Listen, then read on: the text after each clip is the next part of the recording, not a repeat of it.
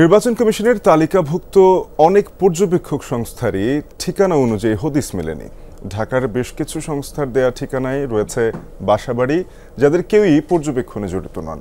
কোনো কোনো ঠিকানায় অস্তিত্ব নেই। কিছু সংস্থার অফিসে চলে অন্য অফিসের কার্যক্রম। বিশেষজ্ঞরা বলছেন, পর্যবেক্ষক সংস্থা হতে হলে অনুসরণ করতে হবে আন্তর্জাতিকভাবে স্বীকৃত আচরণবিধি, অন্যথায় বিতর্কিত হবে জাতীয় নির্বাচন। নতুন ব্লেন্ডে আরো রিচ অ্যারোমায় সেলন ফ্যামিলি ব্লেন্ড টে।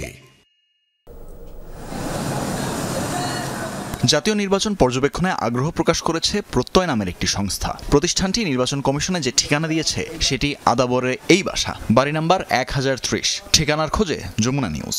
এই ঠিকানায় এরকম কোনো অফিস নেই, এই জায়গায় কোনো অফিস নেই। বায়তুল আমান হাউজিং সোসাইটির 17 নম্বর রোডে পাওয়া গেল এই নম্বরেরই দুটি প্লট। একটির নির্মাণ কাজ চলছে, অপরটির বাসিন্দারা পর্যবেক্ষক সংস্থার অফিসের বিষয়ে কিছুই জানে না। কোনো নির্বাচন পর্যবেক্ষণ সংস্থার না কোনো অফিস নাই তো, আমি তো অফিস দিই না, দুজন হিমেলি উঠবো বলে। মানে এই বিল্ডিংটা কি একদম নতুন হয়েছে? হ্যাঁ, একবারে নতুন। ভলান্টারি রুরাল ডেভেলপমেন্ট সোসাইটি, ঠিকানা বনশ্রীর ফ ব্লকের 7 নম্বর রোডের 59 নম্বর বাসা। অথচ সেখানে ফ ব্লক বলে কিছুই নেই, এমনকি এফ ব্লকেও নেই 59 নম্বরের কোনো বাড়ি। অনেক ঘোরাঘুরি শেষে দক্ষিণ বনশ্রীতে 10/7 নম্বর রোড পাওয়া গেল পর্যবেক্ষক সংস্থার কোনো অস্তিত্ব মেলেনি। মেন রোড আছে, ওখানে তো 10/7-এর মধ্যে না। এটা হলো ভুয়া ঠিকানা। আপনি ঘুরতে এসছেন ঠিকই, কিন্তু পাবেন না এই ঠিকানা। বিয়ানমণি সোসাইটির ঠিকানা 16/16 বাবর রোডে। ঠিকানায় বিস্তারিত আর কিছুই নেই।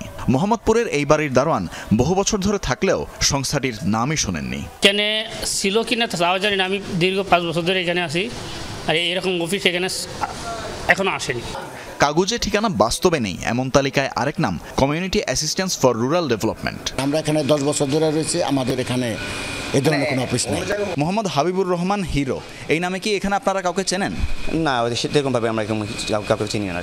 বাসাবো জনকল্যাণ সংস্থার দেয়া ঠিকানায় একটি নির্মাণাধীন ভবন, পাশের আরেকটি ভবনে এই সংস্থার নির্বাহী প্রধানের ব্যক্তিগত ফ্ল্যাট। আপনার যে ফ্ল্যাট সেখানেই আপনার অফিস, এরকম তো নাকি? না, এখানে আমরা এখানে আমরা আপাতত এখানে কাজটা করছি, আর আমরা ফ্ল্যাটে উঠতে পারলে ওখান থেকে কাজটা করবো। এদিক থেকে আলাদা সঙ্গতি সমাজ কল্যাণ সংস্থা। কাগজ ধরে অফিসের ঠিকানা মিলল, তবে সেখানে আছে একাধিক প্রতিষ্ঠান। সবকটা প্রতিষ্ঠান একই মালিকের। সিস্টার কনসার্ন হলো এসকে স্কোয়ার, এর সিস্টার কনসার্ন হলো আমাদের পেরোক একটা ডেলিভারি ছিল, অ্যাগ্রো ফার্ম আমরা শুরু করতে যাচ্ছি। একই অবস্থা সমাহার মাল্টিডিসিপ্লিনারি রিসার্চ অ্যান্ড ডেভেলপমেন্ট ফাউন্ডেশনের। অফিস থাকলেও কাজ হয় বিভিন্ন প্রকল্প নিয়ে।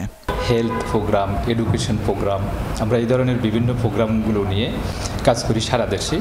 ইন্দিরা রোডে ডাক্তারবাড়ি সোশ্যাল ওয়েলফেয়ার ফাউন্ডেশন বিভিন্ন দাতব্য কার্যক্রম চালিয়ে থাকে। আইনি সহায়তা থেকে শুরু করে পাঠদান কার্যক্রম সবই চলে এখানে। প্রতিষ্ঠানের প্রকল্প পরিচালকের আশা, আসন্ন জাতীয় নির্বাচনে নিখুঁত পর্যবেক্ষণ করতে সক্ষম হবেন তারা।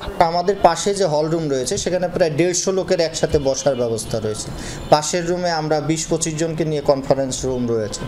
তা আমরা মনে করি যে ডাক্তারবাড়ি ফাউন্ডেশন একেবারেই ক্যাপাবল।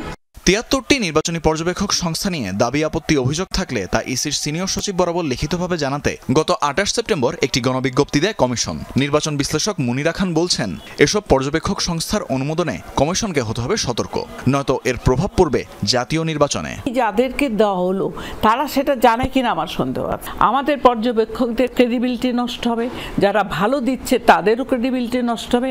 প্লাস ইলেকশন কমিশনের উপর আমার যেমন এখনই আস্থা কমে গেছে যে তারা কি করে এই সমস্ত অর্গানাইজেশন কিভাবে চুজ করলো। তিনি জানান, পর্যবেক্ষক সংস্থা হওয়ার ক্ষেত্রে মূল অনুপ্রেরণা হিসেবে কাজ করে অনুদান প্রাপ্তি। কমিশন যেন সেই অসঙ্গতির উপলক্ষ না হয়। 10,000 অবজারভার যদি তারা দেয়, 500 অবজারভারও যদি দেয়, যে খরচটা কে দেবে? তারা দিবে। এই ঠিকানা দেখে আপনার মনে হচ্ছে যে এইখান থেকে তারা টাকা দিয়ে অবজারভেশন করাবে? ফ্রি তো আর কেউ করবে না। এইটা সরকারকে বন্ধ করতে হবে। অনেকেই হয়তো মনে করছে যে আমরা একটা নির্বাচন পর্যবেক্ষক দল করব এবং আমরা ডোনারদের কাছে পয়সা চাইব। পর্যবেক্ষক সংস্থা নিয়ে কোনো দাবি আপত্তি বা অভিযোগ থাকলে নির্বাচন কমিশনকে জানাতে হবে 20 অক্টোবরের মধ্যে।